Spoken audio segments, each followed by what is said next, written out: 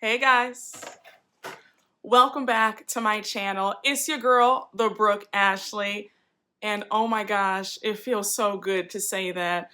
Y'all, please forgive me, all right? Because y'all just don't understand how hype I am to be back. And yes, I'm going to keep saying that in like every single video going forward because it just feels so good and I'm just so happy to be here with you all. But without further ado, we are here today to discuss the Real Housewives of Potomac Season 6 trailer. Thank you, God. Thank you. Thank you, Jesus. Thank you, Jesus. Thank you. Thank you, God.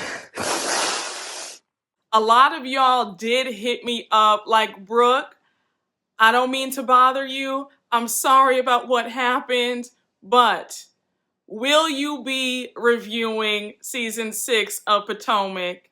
And I let y'all know in the DMs that don't get it twisted. I will be here front and center come July 11th for this season of Potomac, all right? Yes, Season 5 wore me all the way thin, and y'all had to call on the Lord to pray for me and my sanity that I would be able to get through it because I was too done. But we prevailed, and not even to toot my own horn, but I did the damn thing. Let me just say this right now. Potomac Season 6 is about to give us everything that we didn't know that we needed. I just want you to know that. And if you have not been here for Potomac, I'm going to need you to get ready because they're about to bring it. Y'all already know that I don't like 85% of the cast. I'm really only going to be rooting for Miss Candace and Miss Wendy. We start this trailer off with Miss Wendy narrating, and it's real dramatic. She's talking about it's full of smoke and mirrors in Potomac, and you don't know who you can trust. We see in the trailer that a new housewife will be joining the cast, and her name is Mia. And we see Karen saying that Mia is a boss. I do not think I'm going to like Mia because we fast forward to the end of the trailer and we see her throwing salad in Candace's face. And you guys know that I'm on Candace's side, and you know how I feel about there being a double standard where certain ladies can say what they want, but when it comes to Candace, who happens to be of a certain complexion, people seem to have a problem with her mouth. And I don't play that, okay? And you guys know I have talked about it time and time again that there is a double standard on Potomac. But let me not get into that, child. If you want to watch that video, I think that video is called Ashley Darby's Reckless Mouth, The Double Standards on RHOP. I dropped that video like 7-8 months ago, so check it out. It's definitely in the archives, but there is a double standard, and I'm sure we will be addressing it again once this season gets started. Although I feel like Mia is about to work my nerves, I do think that she has a strong storyline for a newbie, because if you Google her, then you know that she is married to a man that is 33 years older than she is. So sort of similar to Ashley. And they have 3 kids together. I think the kids are like 9, 7, like 5. So like her kids are still very little. Well, you know what I'm saying. Not like babies, but they're little. So I do think that she is coming in with a strong storyline. I think that fans of the show are going to be curious to see her dynamic with her husband, and I do think that she's coming in with a very interesting storyline, to say the least. So I will give Miss Mia that, but just off the strength of her throwing that salad in Candace's face, I just don't think I'm going to be able to rock with her. It looks like Karen's storyline is going to be her and Ray. I'm like, This needs to be Karen's last season. Y'all know that I was riding for Karen, but when she showed her behind and sided with Monique, I was like, absolutely not. I had to cut Miss Karen loose. So y'all already know that me and Miss Karen, no more.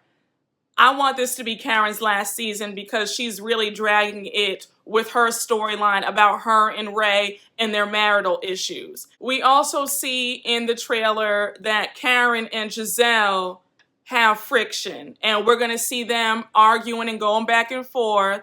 I mean, some things never change. They're just not meant to be friends. Like, that's just really what it is. Those two just don't see it for each other. They're always going to be frenemies at best, but they really can't stand each other. So it's going to be interesting to see more of the same of them going back at it and then making up and then going back at it.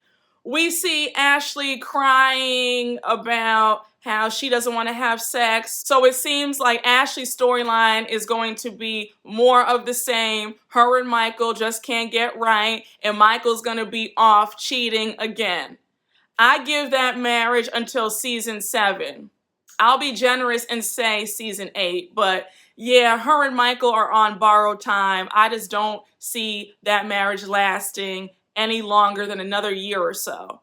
Y'all know how I feel about Ashley. I can't stand Ashley, so I'm not looking forward to seeing her on my screen this season because I know she's going to irritate me badly. We also see that Gizelle is going to be crying about Jamal. We also saw in the news recently that her and Jamal are no longer together, but they're still on good terms. I mean, we knew this already. We knew that their rekindled romance wasn't going anywhere. So nobody is surprised. I'm not going to be surprised when she finally says it on this upcoming season. We also see Robin talking about she doesn't feel motivated. She just wants to sit in the bed all day.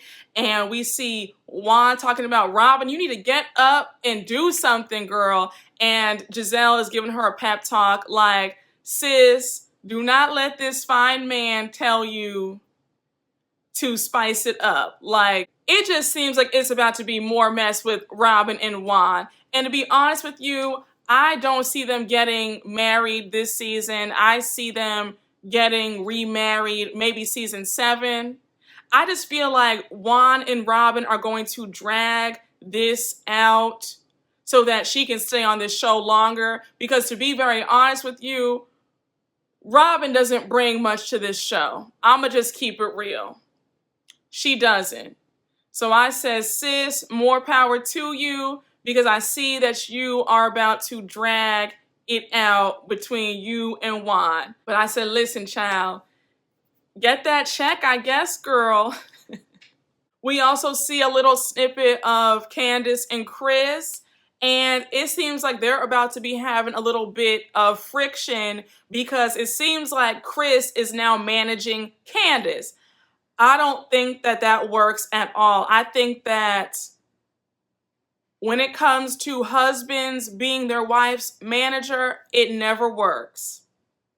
Look at Mary J. Blige, Wendy Williams, Sherry Shepherd, all ending in disaster. I think that Chris needs to stay in his lane as a chef and let Candace do what Candace does. And Candace needs to find another manager that is not her husband, because I really like Chris and Candace together. They make a cute couple. Chris seems really cool and fun, and they don't need to bring in all that added stress with him being her manager. So that's going to be really interesting to see how their dynamic plays out now, because you know that Chris is real fast with his tongue, and he's quick to let Candace know, like, Candace, shut up, sit down. So I'm like, oh girl, like that's going to be a hot mess. Now it seems like the real drama of the season is going to be centered around Miss Wendy. And y'all remember a few months ago, there have been rumors that hit the blogs that Eddie was cheating and allegedly has some side baby and is just a hot mess. And we all know how Gizelle is. Gizelle thrives off of instigating and spreading bad news, okay? And we see that Wendy and Miss Gizelle are about to go at it and have some issues. And we see Wendy saying, what you're not about to do is sit up here and play about my husband. So we already know that there is friction. I saw in a recent interview where Gizelle was throwing shade at Wendy, saying that Wendy wasn't interesting and all this stuff. It's like, girl, why can't you just ever be on the side of right? Like, why do you always have to have some sort of drama with somebody? Like, my goodness.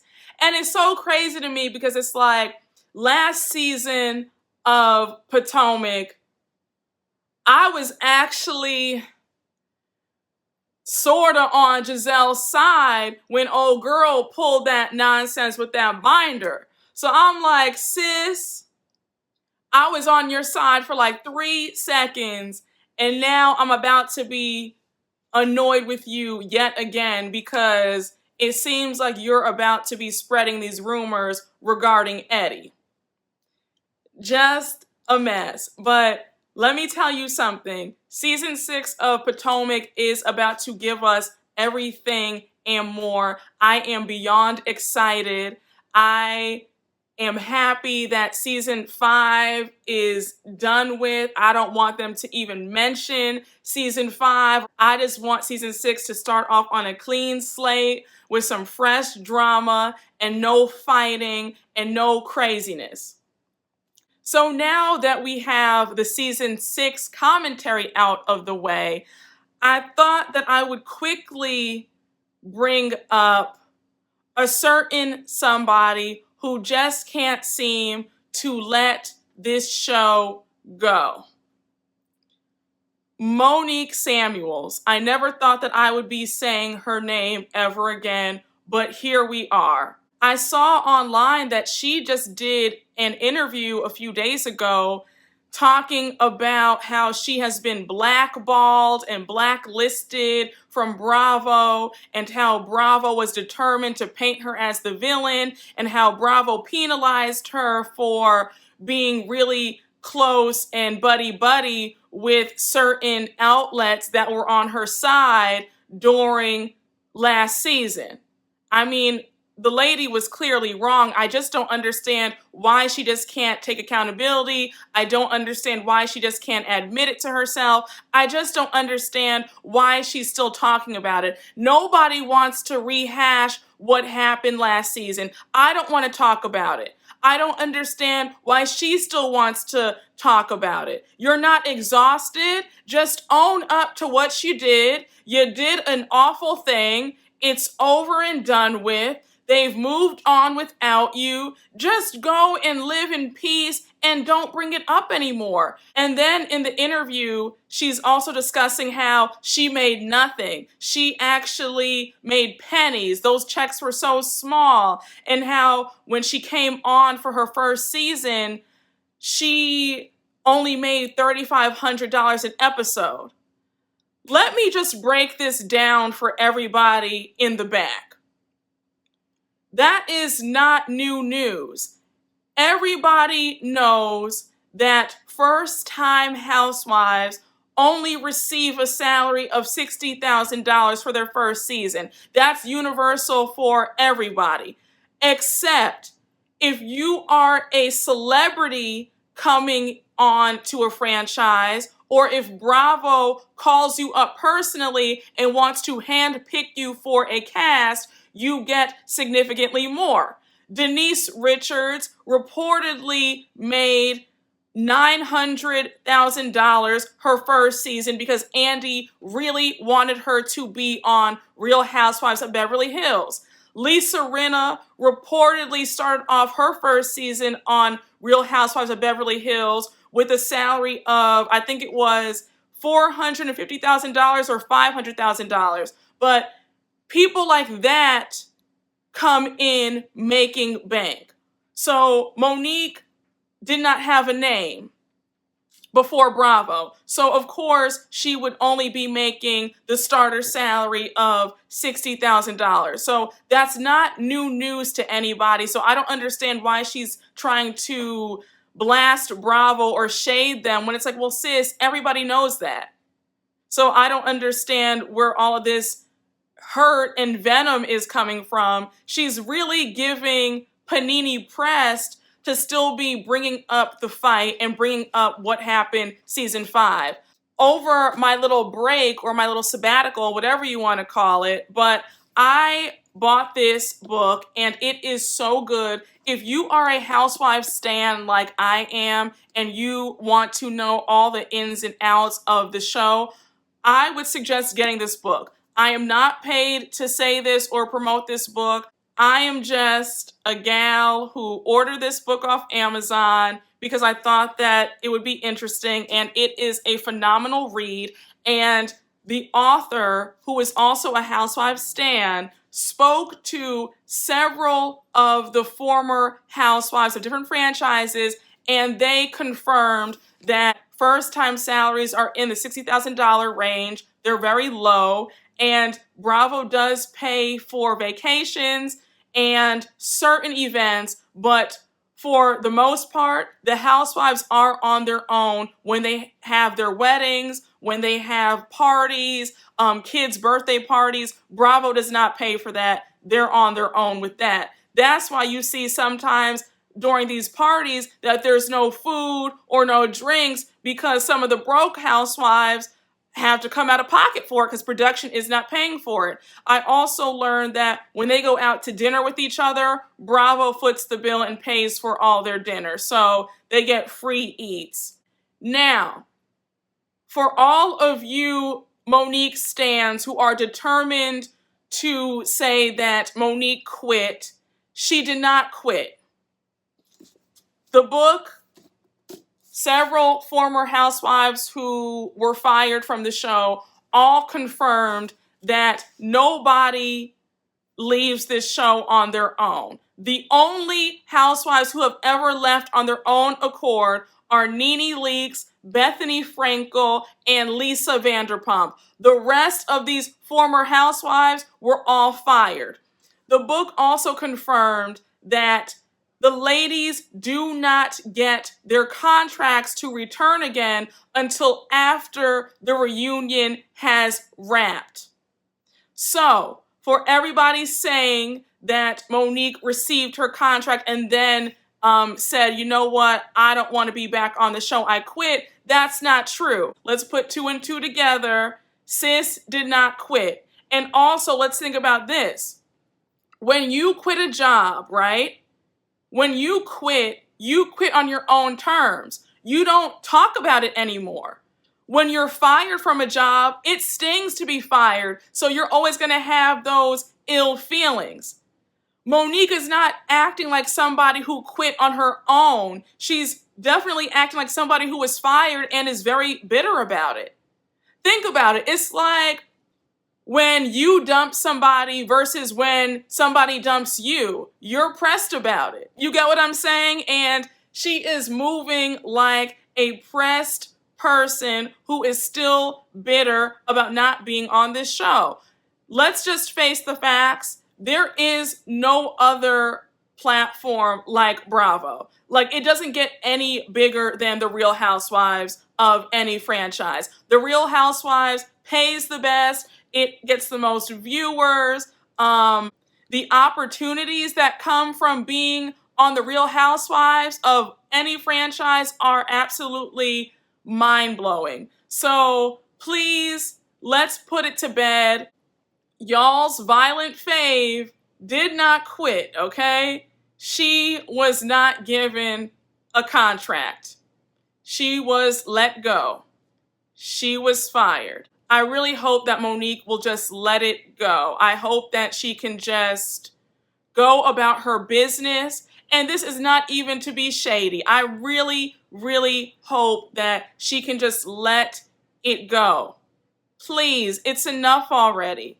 Nobody wants to hear about season 5 anymore. I mean, I have never seen a TV show get everybody so divided. Y'all remember what my comments were looking like when I realized that Monique was all the way wrong, and when I said, oh, absolutely not, I'm on Candace's side. Like, you guys remember my comments. Like, people were really pissed. Like, it was a lot. I mean, remember how on Twitter you would have her stands? It was just a hot, raggedy mess, okay? And nobody wants to relive the horrors of season 5. So with that being said, I hope that this is Monique's last time speaking about last season. I hope she can let it go and be in peace.